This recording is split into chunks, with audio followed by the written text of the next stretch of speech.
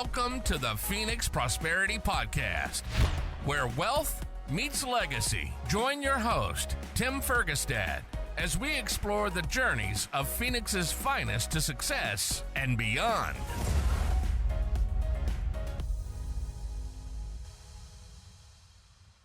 Hello, this is Tim Fergestad. Thank you for joining us.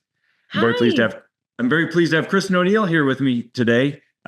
Kristen is the founder and CEO of Mirage Media, located in Scottsdale. Outside of her role as CEO, Kristen is the youngest ever vice president of the membership for the American Marketing Association Phoenix chapter. She's dedicated to giving back through mentorship, guiding college students, and incarcerated women in marketing programs. Welcome to the show, Kristen. Hi, Tim. Nice to meet you, and it's so excited to have to be on the show today. All right, thank you very much. You have a very. I skipped some stuff. You have a lot of interesting. For being on the younger side, you still have a lot of background, a lot of great experience. Let's talk first. Give us a snapshot, please, if you will, about where your company is right now. Yeah, absolutely. So, Mirage Media, we our first official month in business was June of this year. So, brand new. We're very new, but we're growing so quickly. It's been such an amazing journey. We're at 7 team members now. We have a jam-packed portfolio of amazing partners that we work with. We have an office here in Scottsdale and Shea area. It's amazing, great restaurants and fun stuff around. Yeah, we're a full service firm. We do everything from rebrands to cool 3D rendered videos to paid advertising, paid social and paid search. And we really look at all of our relationships with our clients as partners, and we're an extension of their marketing department, really. Okay. And where are your markets or your clients? What markets are your clients in to date right now? You're early in your endeavors, but yeah, about half of our portfolio right now is in the e-commerce, food and beverage, like CPG space. But we have a couple other clients, some restaurants, hair salons, financial firms. But we really pride ourselves on not having a super strict niche. We pick we've been so lucky to be able to be picky and choosy about the partners that we want to work with. And so we really work with brands that we truly believe in. I think that is the best way to get the best results. If our team is excited about the products that we're promoting, excited about the campaigns that we're launching, if our partners and our points of contacts are, there's like a mutual respect there, everything just works so much better. So, while about half of our portfolio is in that CPG space, we really pick our partners based on, brands that we believe in. Okay. And geographically, where are your clients?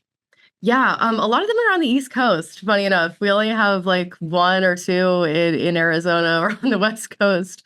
So yeah, we work around the clock. It's funny that all of our clients or even prospects are like, what time zone are you in? I'm like, we are all the time zones. We kind of work always. But yeah, a lot of them are kind of on the East Coast. We have a bunch in Chicago. It just happened to be that way. Okay. But yeah. Yeah, a lot of those are referral based, right? And so you grow your presence in different markets based off of Yeah, that. we've been really lucky that we only did outbound sales for our first month of being in business, and we haven't had to do any outside sales other than that. Every single client that we have has been a referral from one of our clients. Oh, nice! That's really those are the best. Yeah, that's a great testament to your services too. Thank you. So, the range of services you provide, do you do direct marketing? Do you do physical stuff? Do you do digital? Do you do social posts and copy and visuals and videos, all that stuff? Can you speak a little bit more about all the services you provide? Yeah, it's all the things, right? I always tell our clients or our prospect clients, there's less that we can't do. Really, like, I don't know or we can't is really not in our vocabulary. We always find a way to make it work. But Yeah, we do everything here in-house. We really pride ourselves on only working, with our team here. We don't outsource to like Fiverr or, Design Pickle, things like that. Everything that we do is here in-house. Every campaign is optimized here in-house. And then those, if we have a really, we have like partner videographers or video editors that we've worked with for years and years that we would outsource things to. But we pride ourselves on only working with individuals that we have worked with for years and years, right? So we kind of do a little bit of everything. The branding side has been a huge piece of our business. So taking new companies and giving them a brand identity. So a logo, a color story, taglines, ideal customer. We do like a whole brand discovery. And then to rebrands, there's so many companies out there that they just need a refresh. Right. And we have this kind of funny tagline that we fix ugly brands. Nice. And I've had a couple, people when we would post about this campaign that they're offended that, how could you say ugly brands? I'm like, well, if you're offended, maybe your brand is ugly and you need help. Right. Yeah. So, a lot of what we have done this year is rebrands. So just, giving things a refresh, and then everything. And then our next most popular service, I guess, is paid advertising. So paid social. So that's like Facebook, Instagram, and then paid search, Google, Bing, things like that. And then we have organic social services. So, curating brands' Instagrams.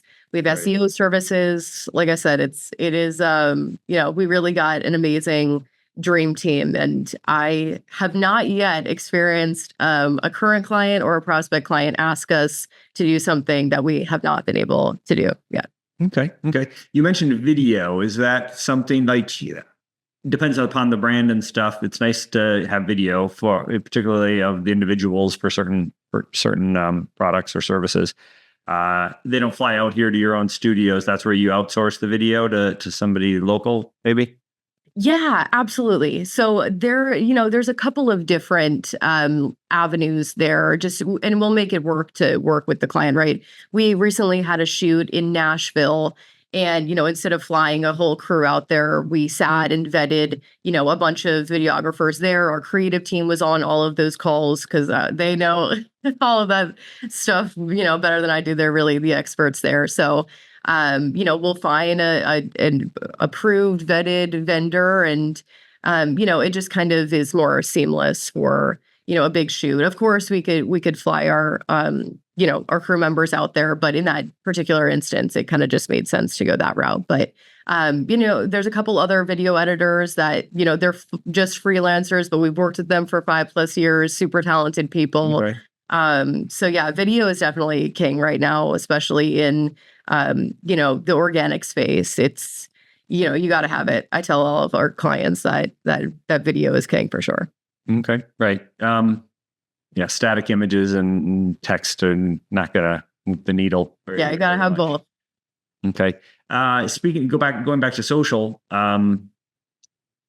just you mentioned like the organic posts and just, updating your stuff is one thing. I feel like that's just, you're like one of a million people all shouting out into the void, right? So the advertising is the paid ads. Yeah. You mentioned, for example, a client in the food and beverage industry. Are they doing social paid ads? Okay. Oh, yeah. Can you speak to the different reception and how that works on maybe one or two of the platforms? Yeah, absolutely. So, I tell all of our anyone in the CPG food and beverage space, you've got to have, paid advertising, especially, all of the cool packaging and the products, and especially the brands that we work with. You want to amplify your voice and get it out there. And a lot of founders or just startups, or even small marketing teams, they're like, oh, we're doing, we're crushing it organically, or our TikTok has a lot of followers, but we're really not getting, the conversions and the results that we're looking for. It's usually because they're putting so much energy into the organic side and not enough into that paid side. So everything that we look at from a paid advertising perspective is driving, ROAS, conversions, revenue, instead of looking at, kind of the more vanity metrics when you're looking at organic, like clicks and impressions and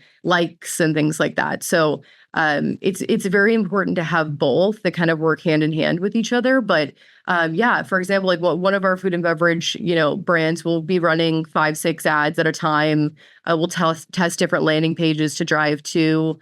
A really important strategy that I was just talking to one of our clients about is teasing any new product launches. So if there's a new product coming up in a couple of weeks, I'm really big on teaser ads and kind of just getting the audience really excited about what's to come. I've even seen those ads outperform the actual, release ads of the new product themselves. So they're very important. This week is kind of like the busiest week in advertising leading up to Friday. For our listeners or viewers, it's the week before Thanksgiving. Yes. Yeah. Friday, all that.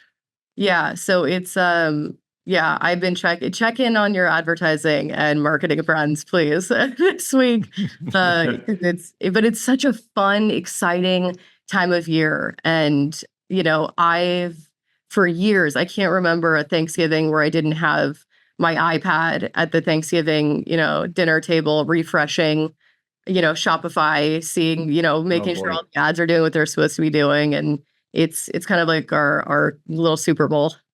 Wow. Yeah, sure. I bet. Back to the social ads for food and beverage. Are they looking for conversions or actually trying to sell their product there? Or is it more brand awareness? And how are they judging those? Yeah. So usually we have 2 campaigns. We'll have an awareness campaign, and that's kind of more broad targeting, getting the individual who is not familiar with the brand, familiar with the name, the product, what it is. And then we'll have a conversion campaign. So an audience in that type of ad set or campaign could be somebody that has clicked on an awareness ad or went to the website, maybe has something in their cart but hasn't checked out. They've expressed interest in maybe a similar product, right? So you always have to have 2 campaigns, an awareness and a more conversion campaign. But yeah, the conversion campaigns, we all we're reporting on is revenue, purchases, ROAS, things like that. Okay. Excellent. So you have a lot of experience in general. One of the things I found out that was interesting that you had 9 companies before graduating from high school. Is that correct?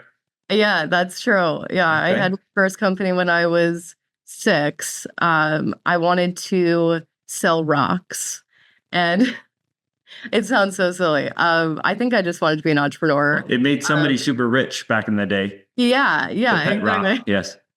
Yeah, so I'm 5th generation entrepreneurial, family. So it's I would have guessed you had some influence there. Yes. yes, yeah, so it's in my DNA, literally. So yeah, my first company, I was really young. I wanted to sell rocks, and you have a you're a finance guy. I was looking at my assets and my cash flow, which was my piggy bank at the time, and I was like, I don't have enough money to buy a brick and mortar.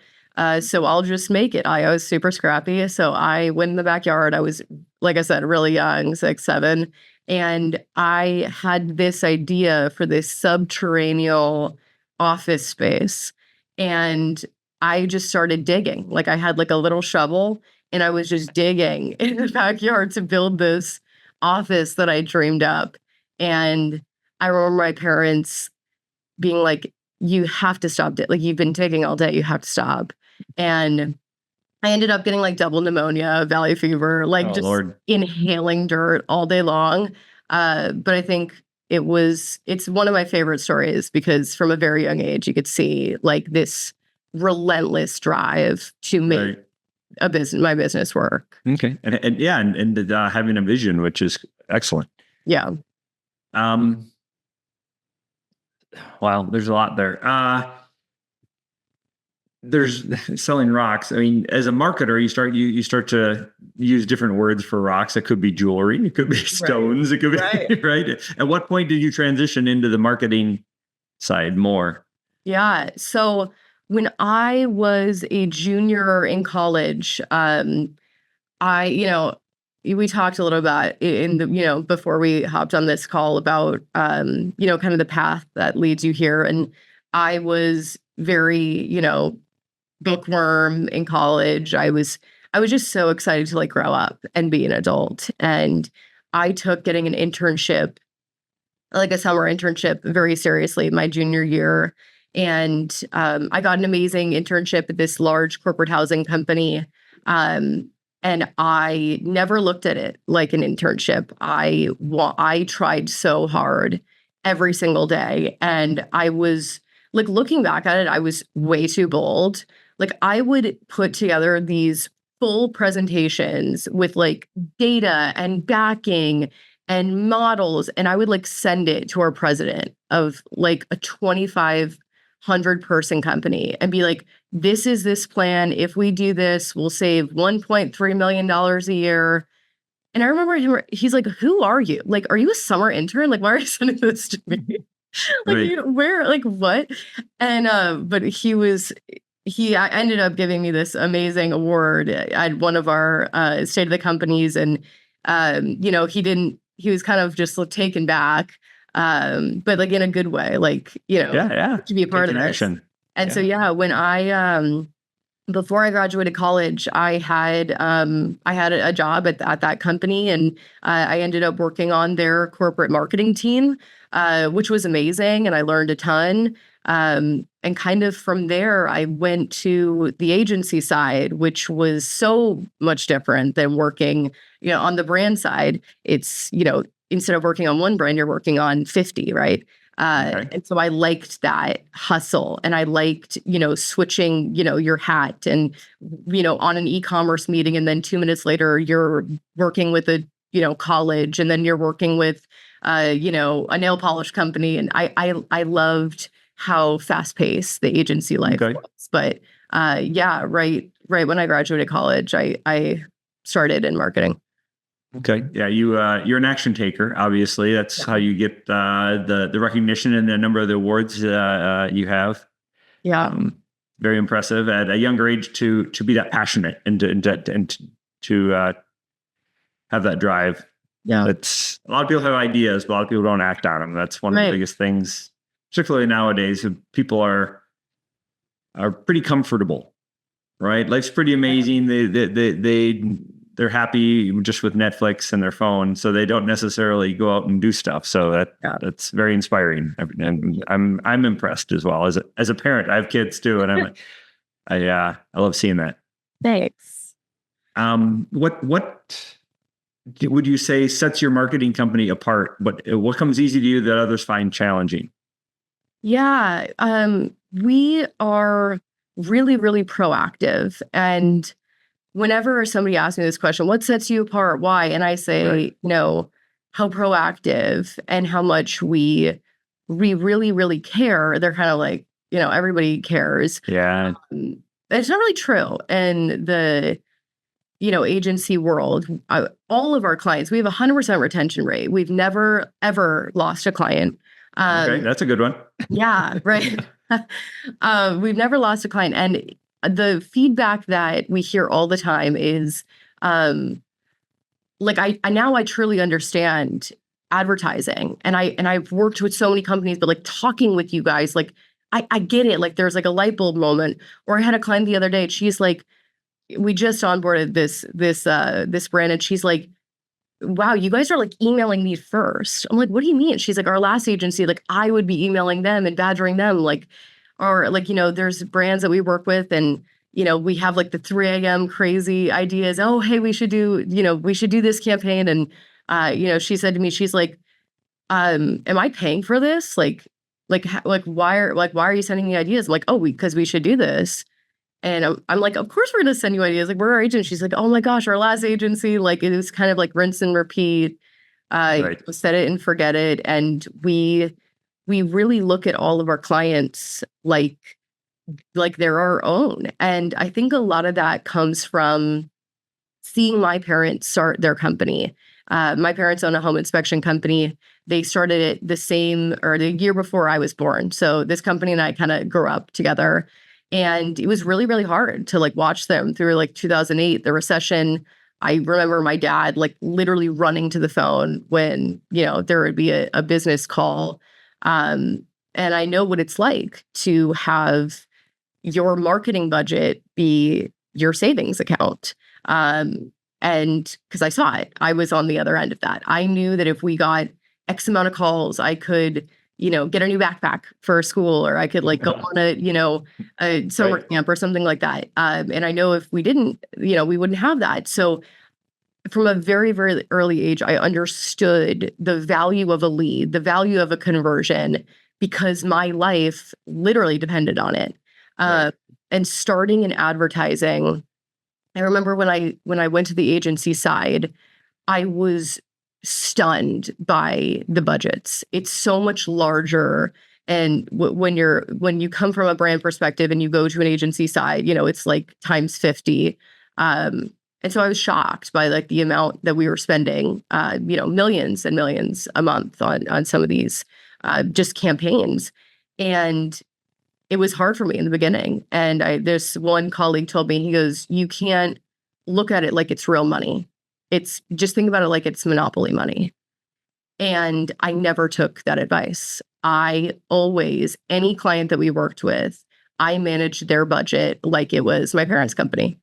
And I think that's really what sets us apart. I don't look at no one on our team looks at budgets like it's monopoly money. We look at it like it's our own. What would we do if this was our company? Right. And we're really the agency and the brand that, these companies deserve. Right. Speaking of ad spend on stuff, are you familiar with, I had a guest on the show, Todd Vigil with Ely Hub. He specializes in helping nonprofits utilize the Google grants for nonprofits and stuff. A lot of people aren't aware of that. Do you have any nonprofit clients? Yes, we do. We just onboarded one yesterday. I can't tell quite yet. We're still working through, press releases and things like that, but I'm very, very, very excited. It's very near and dear to my heart. But I will tell you a good story. It's hanging up right here. It's the only thing I have hanging up. And it is like a Google grant story. So at my last firm, there was this company, A Child's Hope, and they build orphanages in Haiti, and in parts of Mexico. Just an amazing organization. They're based out of Utah. And they came to us. They were a pro bono client, and they were really my first big account. Like when I became an account manager, and I managed them like, they were spending millions of dollars. I gave them the service and the honor and the respect that they really deserve. And one of those things was the Google grant. So yeah, Google gives any nonprofit $10,000 a month in advertising spend. The catch is you just can't bid on keywords that another advertiser or another brand is bidding on. So, you have to be pretty tricky with how you manage the account. There's, there's kind of a finesse to it. But, I poured everything really into this nonprofit, into this account. And their CEO wrote me this note, and it says, Kristen, thank you so much for taking care of us over the last few years. Because of you, we have quadrupled the number of kids we have helped because of you. And awesome. That is seriously, it is, I don't really have any decorations in my office. That is the only thing I have hanging up, because that is why we do what we do, right? And so yes, Google grants, nonprofits, a huge part of our business. We have a number of pro bono clients that we work with, because every brand deserves that. And to be able to give back in that way means the world. Excellent. Yeah, for sure. It's great to get that sort of feedback personally, but also to make that sort of impact in the world, trying to make things better. Yeah. So you mentioned starting this summer, really, this particular endeavor. How is it tracking so far, and what are your 6 and 12 month goals? How's the launch been? Yeah, it's been amazing. So I am a, very numbers driven person. I had, I work with an amazing financial advisor. We've been working together for a while now just to get prepped for the launch. and I had all my forecasts laid out before I started the company, and just to kind of keep us on track. And it was weird. Like the first couple of months, I'm like, wow, we're like doing, what I thought we were gonna do in 2026, and like I give it some pretty steep goals. So right now we're on track to beat what I had us do for all of 2027 in like our first month of business. So it's been amazing. All right, you need to recalibrate your metrics. Yeah, so we have totally, we have reforecasted based on what we're doing now. But it's funny because before the launch, I'm like, these are hefty goals. Our financial advisor said the same, and we kind of just blew them out of the water. So we're very proud of how things are going, and really the next few months is going to be expanding our portfolio, expanding some of our services. We're excited to do that and offer some cool new things that I could definitely talk about down the line. And then maybe just expanding some of our team members and having more help in house, and so we're on track to do more exciting. Excellent. Love to hear it. That's great. Congratulations. So it sounds like things are going well for your business, and you're helping people and your clients really. What about yourselves? What's your like sort of personal plans and sort of legacy goals for the company or yourself? Yeah, absolutely. I have done a ton of work, and hats off to my amazing business coach. Her name is Emily. She's fantastic. We've been working together for a while now. And I am very chronic workaholic. Like, I used to like seriously work like 85 hours a week, and sometimes From what we've said so far, that doesn't really surprise me. But okay. Yeah, no, it's right. It definitely tracks, and because I really do. I like what I do, but something that we're really working on a personal level is kind of being able to enjoy the journey and enjoy, what we're going through right now, and not just kind of keeping my head down and keep grinding and working. And so that has been really great to be able to bask in it a little bit, which I was not able to do previously. And it takes a lot of work, but.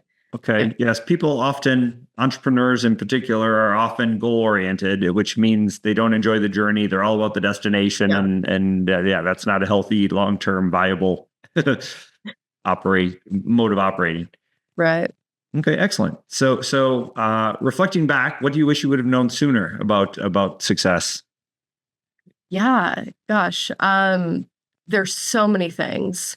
I would say, it's so weird because growing this business, you automatically, like my whole career, my whole life, everybody has kind of been like, oh, you're so young, and thought some type of way about it. I kind of thought that would go away once I started this company, and it didn't. But I wish somebody told me before I did all of this, like you really, it's really just background noise. And I've been really working hard to listen to the people that are not like haters, but listen to the people that maybe have a difference in opinion.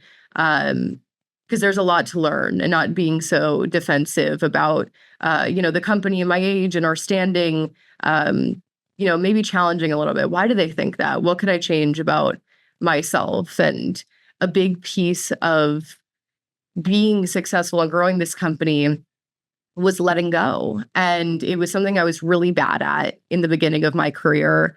When I was on the C-suite in my last role, I kept everything so close to the chest. I didn't want, I didn't want it to get messed up. I knew that I could do it correctly, and I didn't want, but being able to let go and hire people that are smarter than me, better than me, faster than me, has really made this company move. So I think just letting go of ego and maybe listening to the people that have a difference in opinion, because they might be right.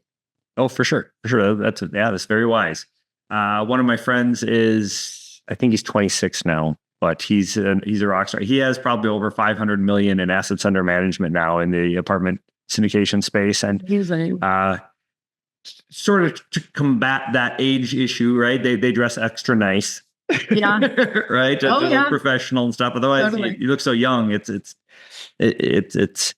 I remember telling him before that I think it's a good thing, right? But a lot of people want somebody with more experience and stuff. Yeah. And it's like, so do you want somebody who is like trying to get to where I'm at already, who's older and can't seem to get it together? Or do you want somebody who's got it going on? That's funny. Yeah, I like that. Right. Okay. So for people who'd like to know more about it's Mirage Media, right? Yeah. And you, how can they find you? How can they connect? Yeah, absolutely. So miragemediaco.com is our website. We're on all the socials, Mirage Media Co. LinkedIn. I'm big on LinkedIn, just Kristen O'Neall. But yeah, I'd love to reach out. And again, we're advertising, marketing nerds, and even if you just want to talk about advertising and marketing, I love to talk about it. So don't be shy, and yeah, I love to connect with people here in town. Excellent. Thank you very much. Thank you everybody for listening and watching. Thank you very much, Kristen O'Neall, for joining me today. We appreciate you sharing your story and your experience in marketing and success. Thank you. Awesome. Thank you so much, Tim. I appreciate it. Inspired by our guests?